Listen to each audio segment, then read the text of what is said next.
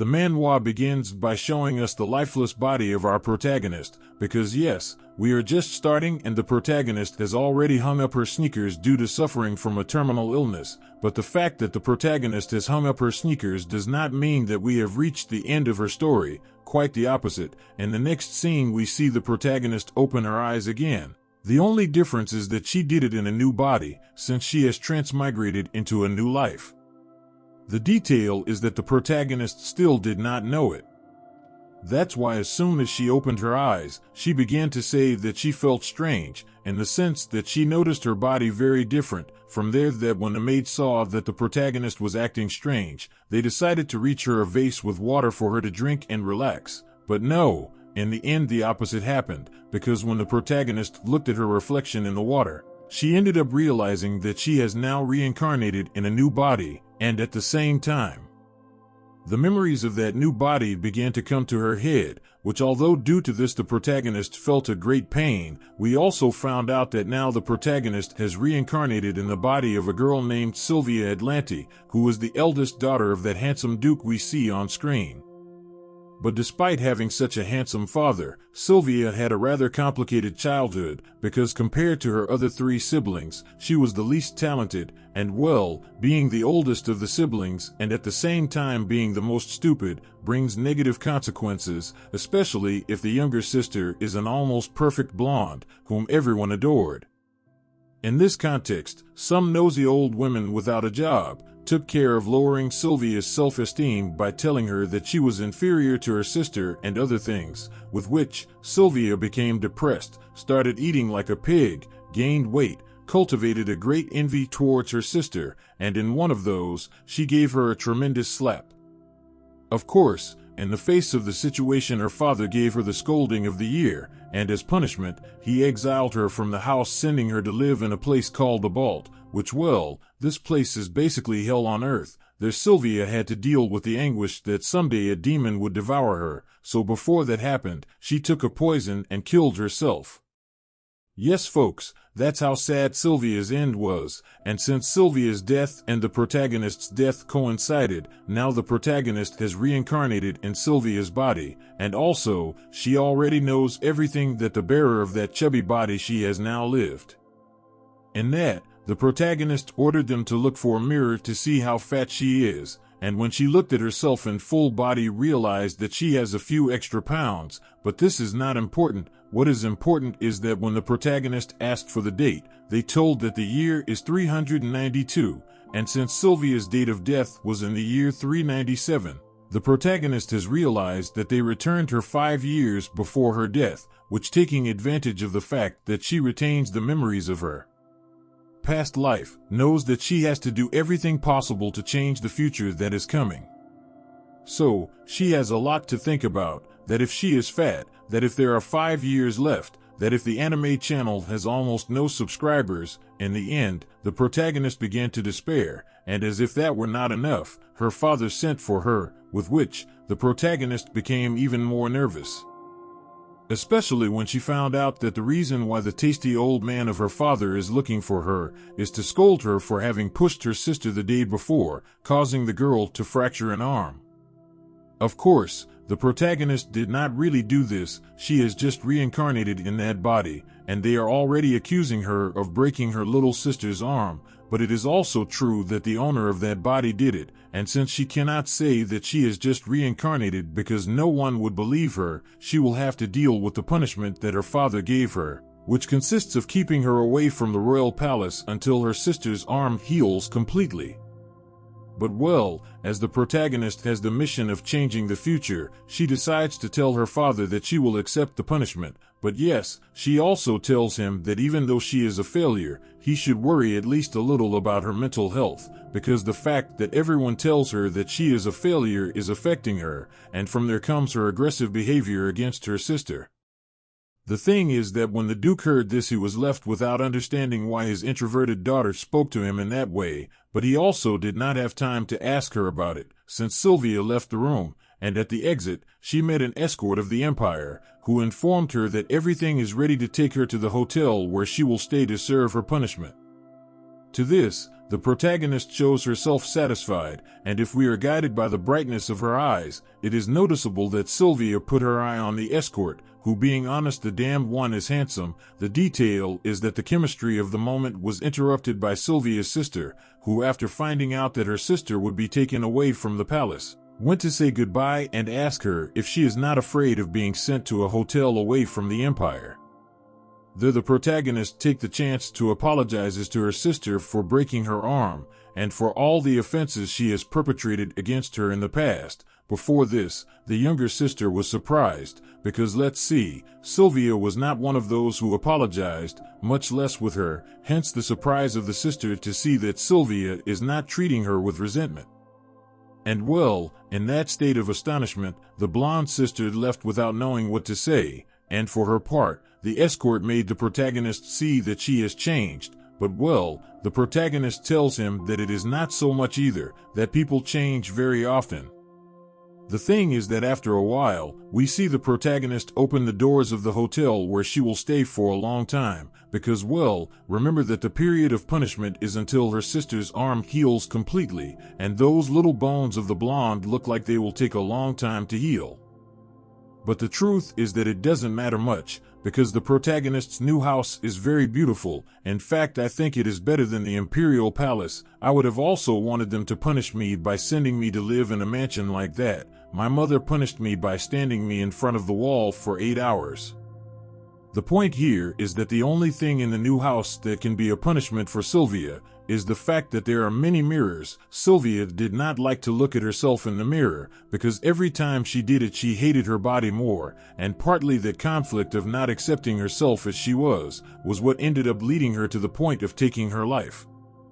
Hence the protagonist knows that now she has to find a way to make things different, working on this respect on her self-love.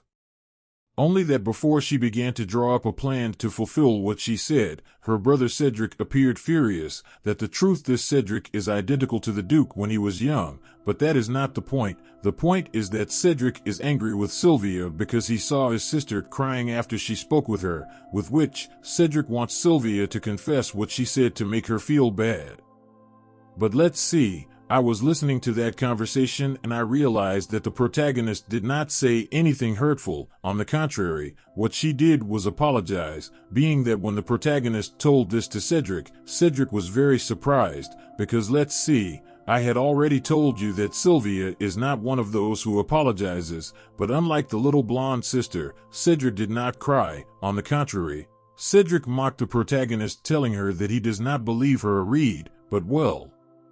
The protagonist, in a rebellious plan, told him to think whatever he wants, since she has her conscience cleared, that she knows that she did nothing wrong to her sister. The protagonist continued telling Cedric to stop having preferences for his younger sister, since she is also his sister and he should treat her with affection from time to time. That after saying this, the protagonist left the room, locking Cedric the door in the face, with which Cedric was very surprised, since he had never seen that Sylvia had so much confidence as to confront him in the way he just did. On the other hand, we see that the protagonist is reflecting on her current life, because compared to her previous life, where she suffered from a terminal illness, she now has the possibility of living longer, because although Sylvia had emotional and behavioral problems, which by themselves were impregnated in the body, the protagonist trusts that she will be able to deal with those problems, because she deep down does not feel the same need for affection that Sylvia felt for her relatives, who lived despising her. That's why she made the decision to become independent as soon as possible, because if she continues living in the bosom of such a toxic family, she will end up getting intoxicated, and in 5 years they will send her back to the infernal forest. Hence her plan to become independent involves leaving the house and cutting ties with her family, that although outside the world is surrounded by threats, because in this manga there is magic, demons and mana, it is also true that the protagonist has her power-up of being able to control spirits, so she thinks that she will do well if she becomes independent. But of course, before leaving, she began to practice to see if she is able to control her power-up. For this she got into meditation mode, and started the invocation of her mana flow. The detail is that in one of those, her internal circuits broke down because she began to feel a lot of pain, and it seems as if she was going to have a heart attack. that in the face of the situation, one of the maids approached to help the protagonist, being that after the protagonist stabilized a little, she took her to bathe her. The detail is that in that, we see that the body of the protagonist began to disintegrate, and this is so because with the invocation of mana that she performed, now her body began to suffer side effects in order to eliminate impurities, to the point that we see the protagonist become thin from how much her body disintegrated. In fact, some maids began to talk about the physical change of the protagonist, and the news of her physical change reached the people of the palace, who at the same time as they divulged the fact that the protagonist lost weight, also mentioned that Sylvia now had a different attitude. And this is how 2 months later, we see that the protagonist still lives in the Hotel of Punishment, basically for 2 reasons. The first is because her sister's bones have not healed yet, and the second is because she has not yet managed to master her mana to summon spirits, being that if she does not master that power, she will not be able to leave the house since her life would be in danger. And the problem with this is that mastering mana to summon spirits can take up to a year, so it seems that the protagonist will have to continue living with the scorpions of her family, unless she finds some method to strengthen herself more quickly. And yes, taking advantage of the memory of her the protagonist remembered that in 4 years, an elixir was invented that doubles the mana accumulation rate, so all the protagonist has to do is buy the ingredients and create the elixir to take advantage of the bug. With this objective in mind, Sylvia told one of the maids that she would go to the store to buy some things, for which she ordered the maid to prepare a cart, since she has to travel a little far.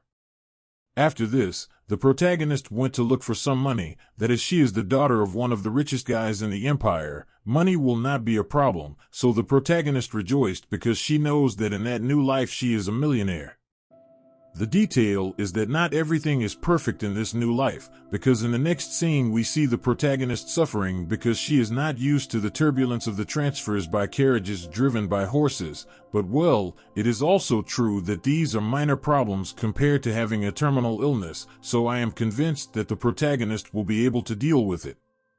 In one of those, when the protagonist saw the city that she has in front of her, she put on a face of excitement because she finally managed to leave the confinement of her house. So well, Sylvia began to tour the different shops of the place, where she fell in love with a dress, and as she is rich, she went to the store to take the dress, and already being inside, the woman who attended her began to treat her very well, to the point of offering her more dresses, because of course, this old woman wants to sell her the whole store to the protagonist, because she realized that Sylvia is a compulsive buyer. From there, honoring her compulsive buying disorder, Sylvia ended up buying a dress for her maid too, and although the maid was ashamed by the fact that the protagonist offered to pay for the dress, Sylvia said not to worry, since money is what is left over, and also she has behaved well with her so she earned it. The fact is that after making 1045 purchases, the protagonist left the store with more bags than money. When she found that her younger sister is also in that same town, of course, as you can imagine, the protagonist was very surprised, because chance came to find her precisely in a district that is quite far from the imperial palace, and where, moreover, nobles do not usually go. But well, as the protagonist is supposed to be punished without being able to go out, she decided to hide before her sister or some of her friends saw her and went with the gossip to the Duke. However, in that, the protagonist heard that her sister was talking about her, and yes, the protagonist did not hear wrong, because the blonde commented to her friends that she had planned to buy a gift for her sister Sylvia, but that she did not know what to buy her. The protagonist began to think that beyond the gift, it suits her to improve the relationship with her sister, because in her previous life things got complicated for her, because the relationship with her sister was very bad. From there that the logical thing is to think that if she improves that relationship, she will also improve her future. The detail is that in that, while the protagonist's sister commented to her friends that she wanted to buy something for her, but that she did not know what, one of the friends mocked, saying that the best thing she can buy for Sylvia is an XL necklace since Sylvia has the size of a pig. Before this, the rest of the friends began to mock Sylvia too. But the blonde did not like at all that her friends mocked her sister, so she began to defend her in a very euphoric way, which made the friend of the stale joke very nervous, to the point that she had to invent an excuse to make the blonde understand that there was a misunderstanding, and that she misunderstood her. This made the blonde a little sad because she thinks she is being unfair to her friend, but seeing this, the protagonist, as she already has a bad reputation, decided to come out of hiding to tell the friend of the blonde to stop being fake. The problem is that one of the blonde's escorts pointed the neck of the protagonist because she was approaching without permission and very violently to the place where the princess is. But no, nothing happens because with the advanced classes that the protagonist takes on Manhwa, she was able to get the sword off her neck without problems. After which, she approached the blonde telling her that she has nothing to fear, since she is her sister Sylvia, and well, the blonde in principle did not believe that the brown-haired woman in front of her was Sylvia, because to see, the last time she saw her she weighed 30 kilos more, but after Sylvia spoke to her a little more and asked her about her arm, the blonde understood that who is in front of her is her sister, so she told her that her arm healed completely. To which, the escort still cannot believe that the woman he pointed with his sword is Sylvia, but well, we are going to ignore that one because he is a filler character. Instead, let's go to the scene where the blonde gave a hairpin to her sister, being that Sylvia receives it kindly, and then went to confront the mocking friend, expressing that she was listening as she mocked her, so she demands that she apologize at that very moment. That of course, the super embarrassed waifu began to apologize in front of many people, who began to murmur that the waifu's apology constitutes a humiliation, since they forced her to apologize in public. And, the worst of all is that the protagonist did not accept the apologies of the waifu, with the intention of making her continue to apologize over and over again, that when the waifu was already red with humiliation, Sylvia left her alone, and proceeded to give a brooch to her sister, because well, the blonde gave her something, and she to reciprocate the kindness did the same. After this, the protagonist said goodbye to her sister saying that since she is well from her arm, she will visit her at the palace later, but before that, we see the protagonist return with the maid, who apologized for not having defended her from the escort with sword, but now, the protagonist tells her not to worry about that, since as a maid her function is not to defend her from external threats. For that there are escorts, so the protagonist says that she must hire one. However, she immediately clarified that she will not hire any of the Knights of the Empire, because as she has plans to resign her surname, these escorts will stop following her as soon as she stops wearing her father's surname, because those knights swore loyalty to the Duke, not to her. That is why the best option for her are the Wandering Knights. That well, when the maid heard that the protagonist is considering hiring a Wandering Knight as her escort, she was very surprised, because the Wandering Knights are known for being perverts, but now, the protagonist says that she will look well to hire one that does not have bad habits. Being that when she was about to go to the Adventurers Guild to get information about the Wandering Knights in the area, the waifu heard a disturbance, and it is that there are some gentlemen beating up a defenseless young man, and of course the protagonist could not remain indifferent to this, so she returned, and asked the aggressors to please stop hitting the innocent kid. But the bullies did not listen. Instead, the bald man, who is their boss, shows the tattoo on his arm to make her understand that both he and his companions are part of a gang known as the Black Scorpions, but the protagonist does not care if they are a black scorpion or a bald snake. She just wants them to leave the kid alone. So as the bald man wanted to get fresh, Sylvia twisted his hand, then pushed him using mana, being that she left the bald scorpion lying on the floor. That before the scene, both the young man and the bald man's companions were amazed by the protagonist's strength. This declaration of war did not like at all the other scorpions, so we see them ready to ambush all the protagonist, but no, the protagonist began to boast that if they attack her all, she will give the order to her escorts to come and cut their heads off. That the truth is that the protagonist does not have escorts, the only one who is around is her maid, who does not even know how to fight, but the scorpions believed the story, so they ended up kneeling. They apologized and promised that they would not mess with innocent people again. However, the protagonist says that is not enough, because she wants the three aggressors to apologize to the young man they were hitting, and although the Scorpions had refused, in the end they ended up apologizing to the kid because the protagonist threatened to beat them up if they did not. After this, the Scorpions left, and the protagonist went to where the kid to ask him if he is okay. To this, the kid says that he is okay, but still the protagonist says that she wants to heal him. Because for some reason, the protagonist feels that she knows the kid, and yes, in one of those she calls him Tef.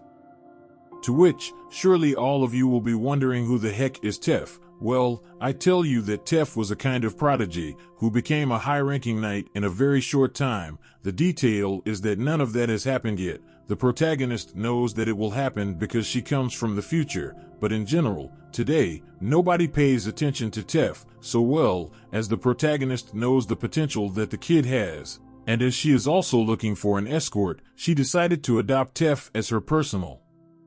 escort. That, of course, Tef looks at the protagonist with a face of not understanding anything, because, well, he had never seen Sylvia before. For her to know his name and treat him with so much affection, the detail is that the protagonist is ignoring Tef's questions, since she is very focused thinking that she is very lucky to have gotten him. In one of those, Tef got tired, and shouting he told the protagonist to explain where he knows him from, and why he knows his name. To this, as the protagonist cannot say that she comes from the future, she decided to say that she used to have a cat named Tef that was identical to him, so she called him by that name, being a mere coincidence that he turned out to be called the same as her old cat. That, come on, this is the worst excuse of the year, but the important thing is that Tef believed it. So, taking advantage of the fact that he lowered his guard, Sylvia tells Tef that she wants to take him with her, but to see, Tef became defensive, since one thing is that he is called like her cat, and another very different is that she wants to take him as if he really was her cat, so the protagonist had to tell him that she wants to hire him, proceeding to introduce herself formally under the name of Sylvia Atlanti. The detail is that Tef does not have a very good opinion formed about Sylvia Atlanti, because there we see him say that he does not believe that she is the fat, dirty, ugly, and rude Sylvia Atlanti that he has heard about. But well, even so, the protagonist swallowed the insults, admitting that indeed she is Sylvia Atlanti, and that anyway she wants to hire him as her escort, for the only reason that he looks like her cat.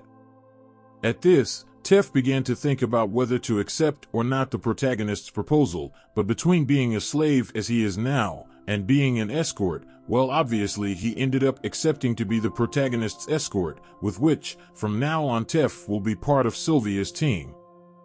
That's why we see Sylvia ask him to accompany her to the herb shop, because there she will take the opportunity to buy him something, because it shows that he needs to be cured. The detail is that the protagonist has no idea where the herb shop is, so it was finally Tef who ended up guiding her to the shop, because as he grew up on the street, he knows where everything is in that district. That's how when they arrived at the herb shop, they were greeted by a bearded guy, who asked the protagonist what she needed. To this, the protagonist told him that the first thing she wanted was medicines to cure Tef, who, when the bearded man saw Tef, he was very surprised, asking about the reason for his wounds. To this, the protagonist says that they were some guys belonging to a gang nicknamed the Black Scorpions, and well, when the bearded man heard this, he said that those same scorpions spend their time extorting all the merchants in the place, and according to him, he has heard, they also dedicate themselves to hiring young people to put them to steal in their place, being that those who refuse, as was the case of Tef, are beaten severely, as was also the case of Tef. And well, when the protagonist found out that the scorpions are a scourge on the block, she regretted not having punished them enough when she had the opportunity, but there is nothing to do about it. The past cannot be returned, unless she transmigrates again, but no, that will not be the case. The case here is that the bearded man sold the protagonist an ointment to treat Tef's wounds, so that's why we see her applying it to him as if Tef were her son. After this, the protagonist asked the bearded man if he has the herb she went to look for, which we remember will serve her to double the progress of her mana. To this, the bearded man told her that he does have the herb, and well, the rude protagonist ended up taking all the existence of the herb, which as it is a lot. She gave the order to Tef to rent a carriage since with all that merchandise on top they will not be able to move even 100 meters. That's how after a while, we see the protagonist on board the carriage along with Tef, who began to suspect that the protagonist lied to him about being Sylvia Atlanti, since Sylvia Atlanti, as the Duke's daughter, should not ride in a carriage as bad as the one he found for her, being that when he asked her if she is Sylvia or a kidnapper, the protagonist answered that she was the second one, basically to scare the kid. But after a while, when they arrived at Sylvia's house, the kid realized that Sylvia was really Sylvia, because of course, with such a reception, and with such a mansion, there is no doubt that the protagonist is the Duke's daughter. That's why when Tef entered the mansion, he was super amazed by the elegance of the place, to which the protagonist offered to bathe him and pamper him since poor Tef has already gone through many misfortunes, now it's his turn to enjoy. Well, if you want to continue enjoying this series, I need you to give me your support by liking this video and commenting on it, that when we reach 1,000 likes and 301 comments, I will bring a second part. You know what to do. I love you very much, don't spam, and God bless you.